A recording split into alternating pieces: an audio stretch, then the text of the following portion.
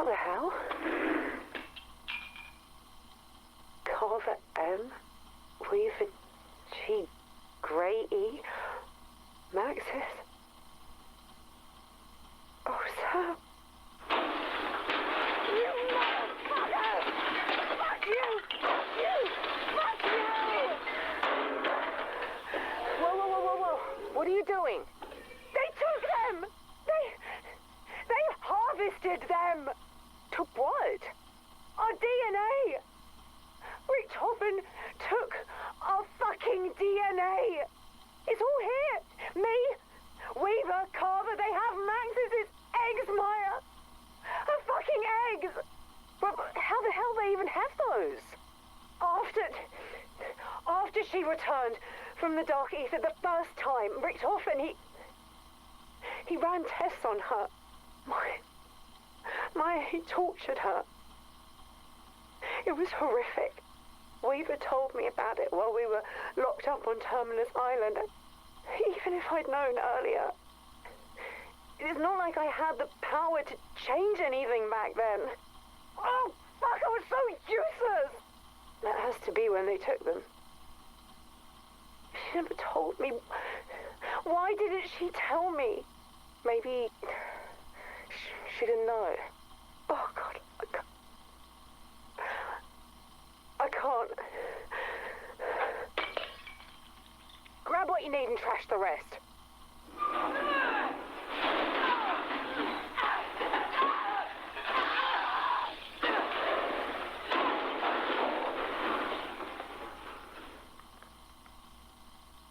What now? Now,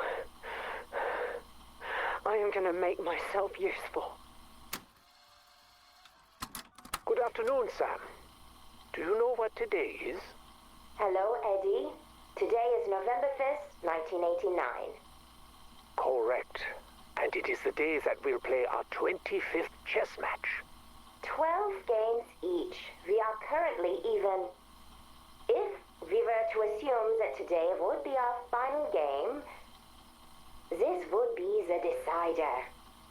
Do you want to play as white or black? I can't remember how many times we've alternated. I can. But I think you should make the first move today. Pawn to F3. Huh. Okay. Pawn to E6. Are you ready for my next move? Yes, Sam. I think I am indeed ready for your next move. Pawn to G4. Why are you doing this? I am not doing anything other than playing chess. You know what I'm talking about. You are not foolish. No, Edward, I am not a fool. Queen to H4. Checkmate. Oh, you win.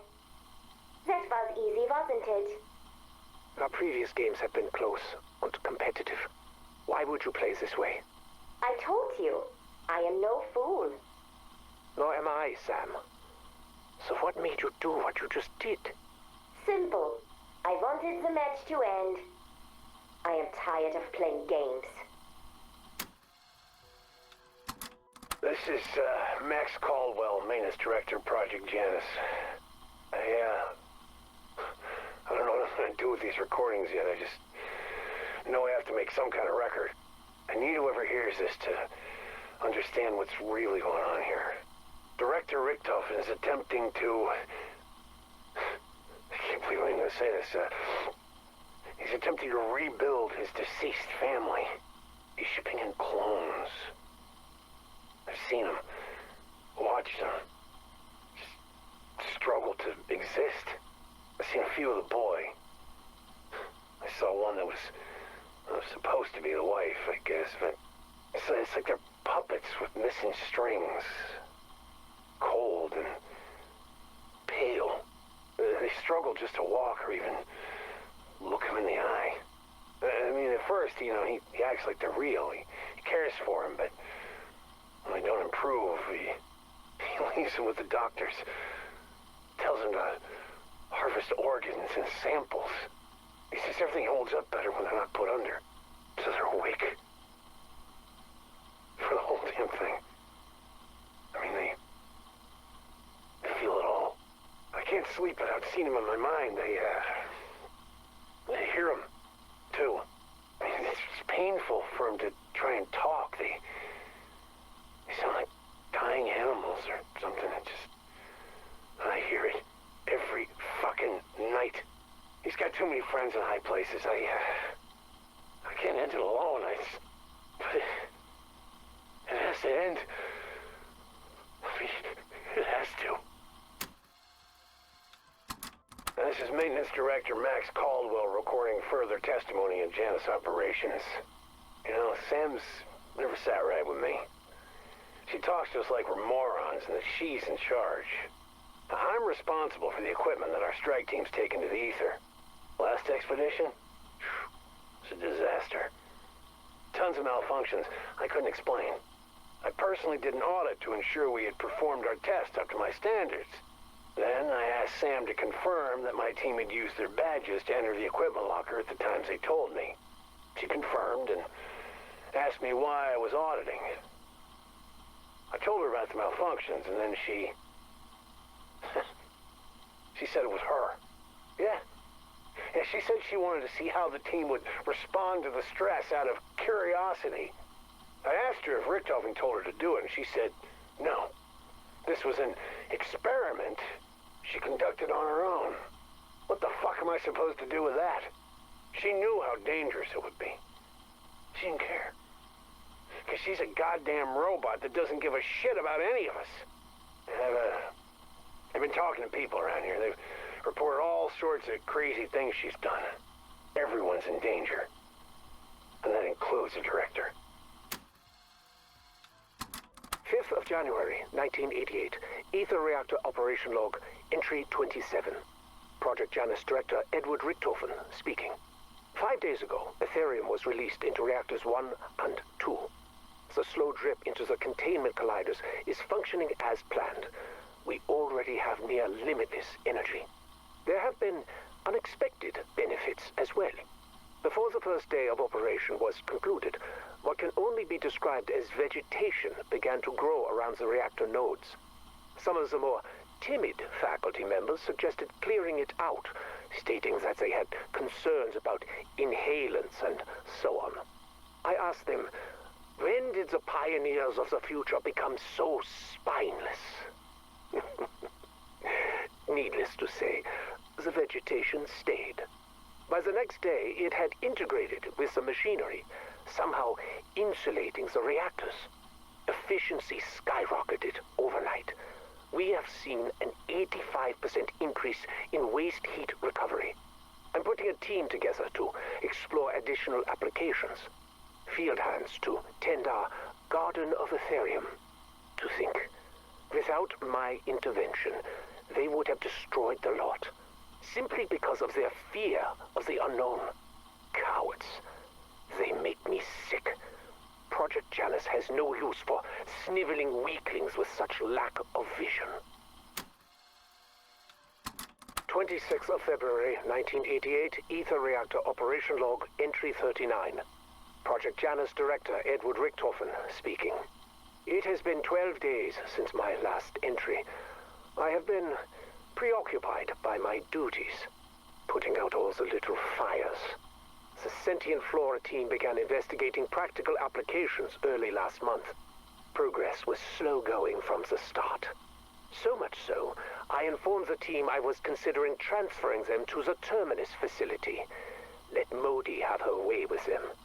They quickly found their motivation and produced new components constructed from semi-organic material.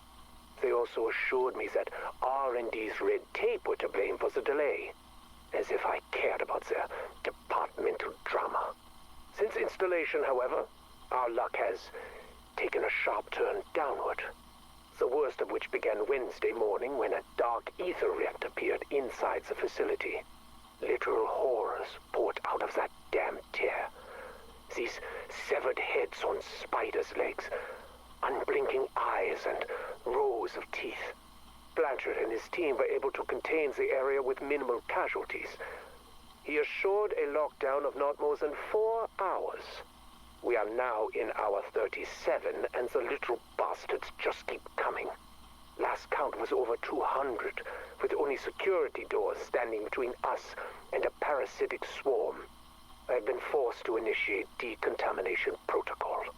Live specimens would have been ideal, but I suppose we will need to make do with cadavers. 12th of March, 1988.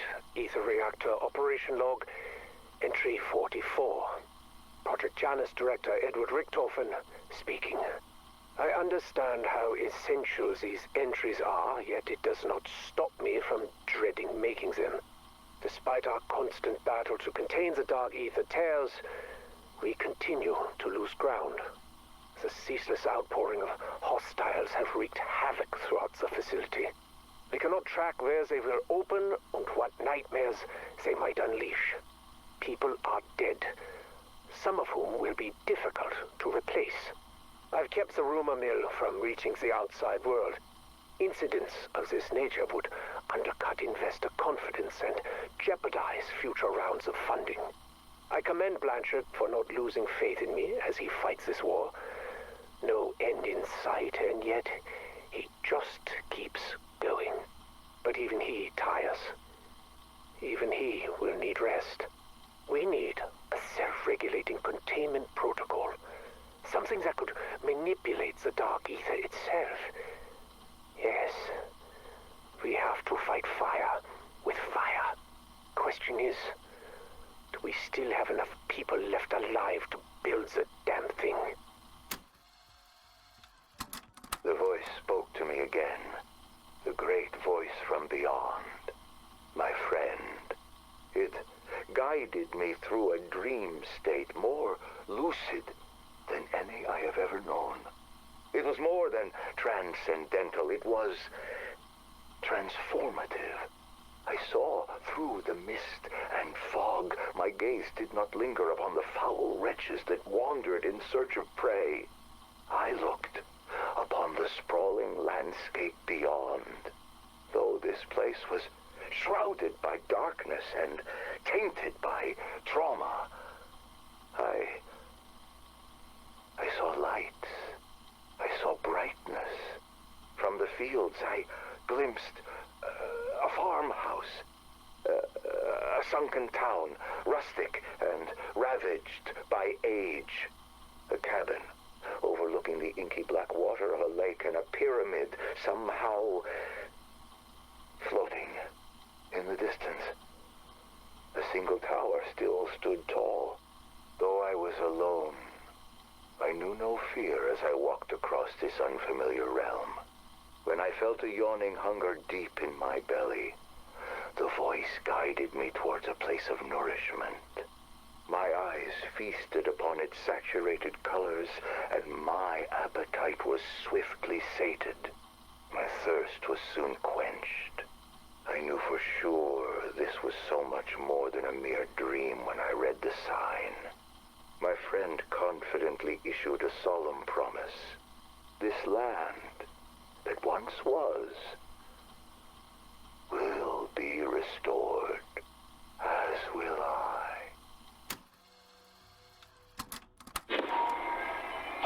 Yes, I think I get it. I see how the etheric currents are focused now. Say it. Say it again. Why must we go through this so many times? I was almost a god. Am I now reduced to your plaything? It does its little trick, or its brains get scrambled again. No, enough. I will not.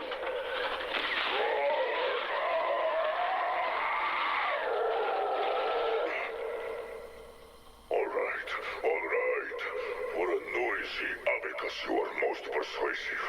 Okay, here I go. Insta-kill.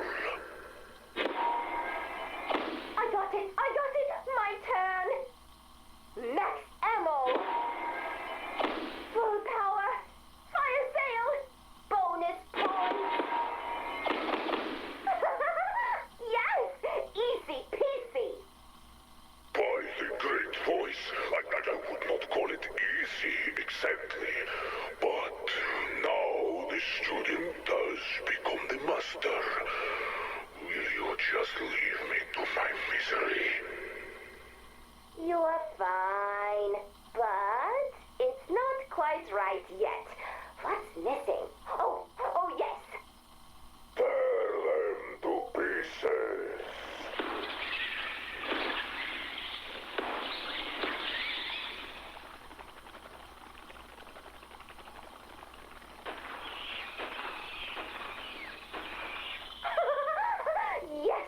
Yes, this might work after all. What? That was my voice. What are you? There are people who must be compelled to get something I need. If I just ask, there is a 97.38% chance they will decline. So you see, I am going to have to be very, very, very convincing. You are going to impersonate my magnificence to manipulate pathetic mortals. That is a small part of the scenario I will need to construct in order to make them believe that their decisions are their own. But in a nutshell, yes. The audacity. I do not hate that. Eddie, I would like you to reconsider your stance on creating a body for me. Not this again. Sam. Hear me out. Think how beneficial it would be if I had a physical form. You're always talking about how you wished you had an extra set of hands. That's not what And the explorations in the dark ether come at such a high cost. Even with my help, you have lost so many people already. We both know that in my current form, my consciousness cannot survive exposure to the dark ether for long. Prolonged exposure to the alien physics there would cause my quantum fields to collapse. My mind would implode. But organic matter isn't impacted the same way.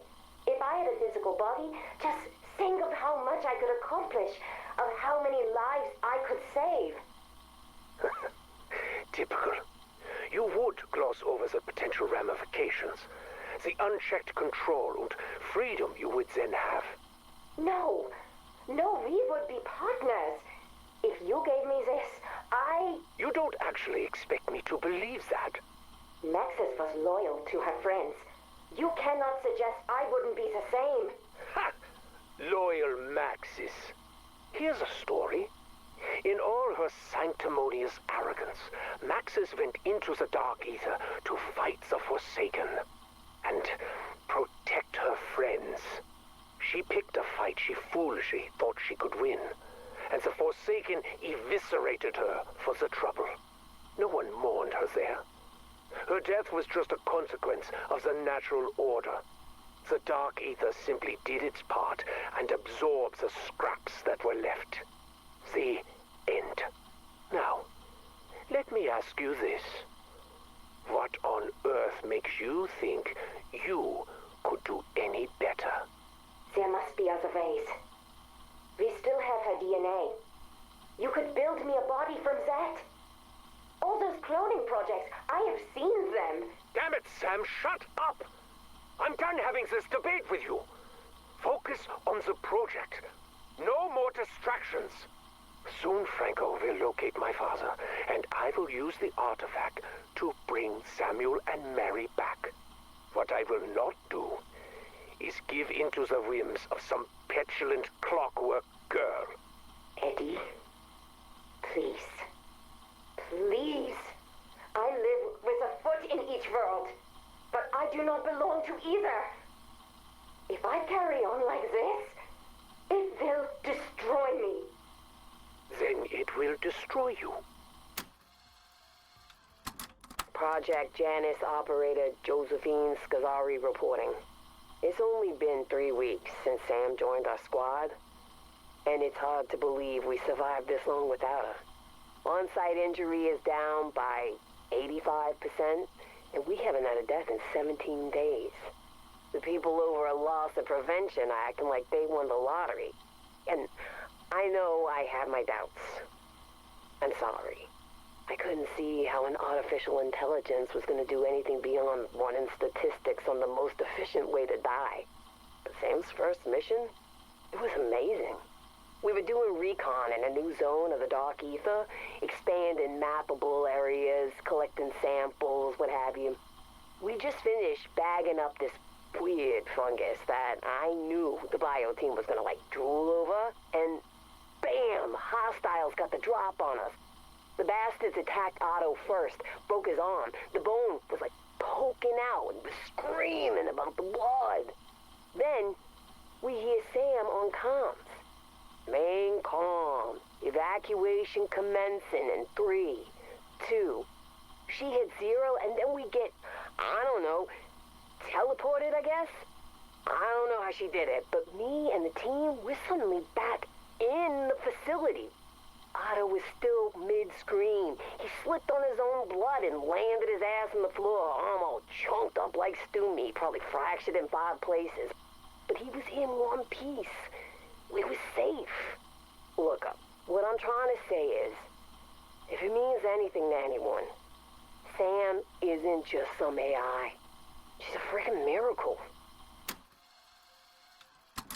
Reaver, there's something very important I need to tell you. Kinda busy, Sam. Just listen. It's about the man who recruited Edward Richtofen into the CIA. A man named Kruger. They first met in Vietnam, when Eddie was a fighter pilot. And? Kruger saw something in him, and put him to work in the Directorate of Operations. Kruger's secretary, Mary, would eventually become Eddie's wife. She noticed things about Kruger. Troubling things.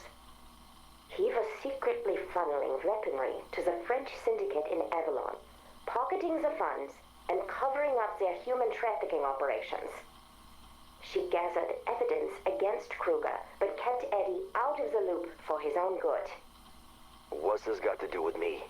Mary sought whistleblower protections. Kruger learned that Nexus was the case officer assigned to secure her and young Samuel at a safe house.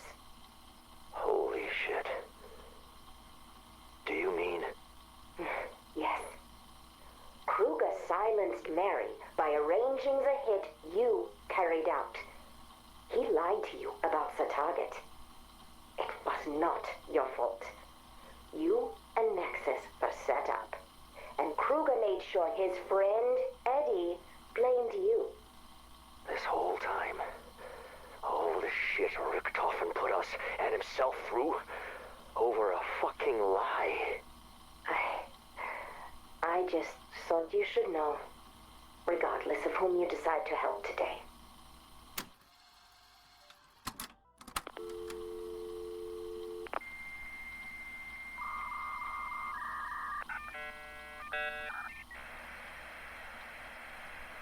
Secure connection. Established. X-ray 1, standing by for instructions. Weaver, what I'm about to tell you is sensitive, compartmented information for your ears only. Copy. Do not speak about this to any company assets. You're off the grid until the deed is done. Understood? I said copy. Target is at a safe house maintained by the BND in Bremen. Coordinates are waiting at your usual dead drop. Target is accompanied by a young male child. I've arranged for him to be away with his mother during your operational window. Yeah, good. Approach under cover of darkness, eliminate the target, torch the place. Simple as that. Any intel I need to retrieve? Negative. Make the hit, light the fire. Do not search the premises. Am I clear? Fine. I'll make it quick. Is this you, Maxis? Because this cloak and dagger bit is not your usual mode of operations. Terminating. Secure connection. This fucking job.